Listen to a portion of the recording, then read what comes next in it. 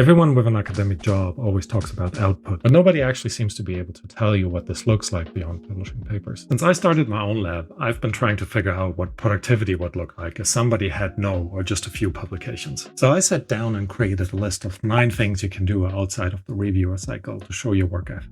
And then I broke them down into different phases to meet you where you're at. So let's get going. You know that awkward phase where you're learning a lot but have nothing to show for it yet? Here's an easy fix. Leave a public trail. Pick something you learned today and write an example around it. Put some toy data with it in your explanation and set the whole thing online. If you keep doing this, you turn from the person who doesn't have anything yet to the person who works cleanly, explains clearly, and cares about the community. If you don't have any data yet or can't run full experiments, you can still show that you understand the field. Pick a method from your area and in one page, summarize it in very simple terms. Maybe put a simple diagram with it. Share this with other students so they understand what this method is about and how to apply it. This kind of reputation of understanding the field will just follow you. You don't need seniority in order to contribute to the research world. Tiny public contributions count just as much. Pick an open source project and see if you can't help out. Quite often they come with to-do lists, things that people need to fix but haven't gotten around to doing so yet.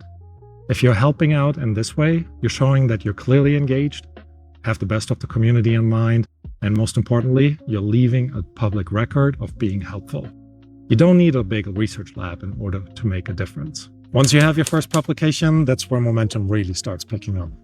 Pick something from your paper and turn it into something useful for the community. May it be a template, some data, or a pipeline for other people to work with. This way, you have a real impact on the community, and you become known for so much more than just a paper. You become known as a person who provides value. Papers are great, but what humans really need is something human readable. Pick your work and turn it into a small tutorial. Better yet, make it visual. If somebody can understand your work in 20 seconds, you've already won. It shows that you can clearly teach. Be it talks or collaboration, you will see this tool will actually open many doors. You don't have to be a PI to support others. You can help your fellow junior students. Create a checklist or a troubleshooting guide for something that you struggled with when you were in their shoes. These acts of kindness show that you care about lifting other people up. And in all honesty, is there a better signal for leadership in academia? Now you've built some expertise in your research area, so it's time to package it up. Take some of your research out of the drawer. A method, a concept, or a workflow. Clean it up and then bundle it up as a packaged paper. Think of it as a mini version of a software release write-up. Tell people how to use it, what it does, and why it's meaningful. Once you've done that, put it on a preprint server. Now your work isn't just a paper, it's a resource. It's something people can use, adapt, and build on. Now this is how you show independence. The next one is easy. Teaching doesn't need a classroom. You can just pick something you know really well.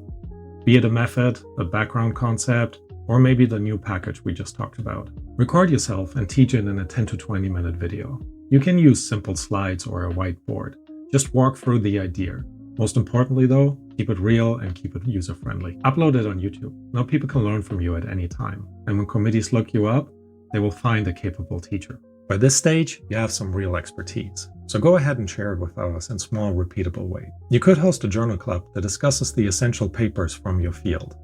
Otherwise, you can also create a reading list for someone who's just starting out. Or you run a casual Q&A session where people can come to you and bring their own questions. Importantly, you can collect those questions, package it up, and put it online, again as a resource for the community. Because it isn't about running a big lab, it's about helping the community grow. And that is a clear sign of a leader. With this kind of output, you've created a solid pillar of success. Leave a comment below sharing your approaches of creating output beyond publications. And if you want to know more about other pillars of success in academia, check out my other video right there. Let's keep growing.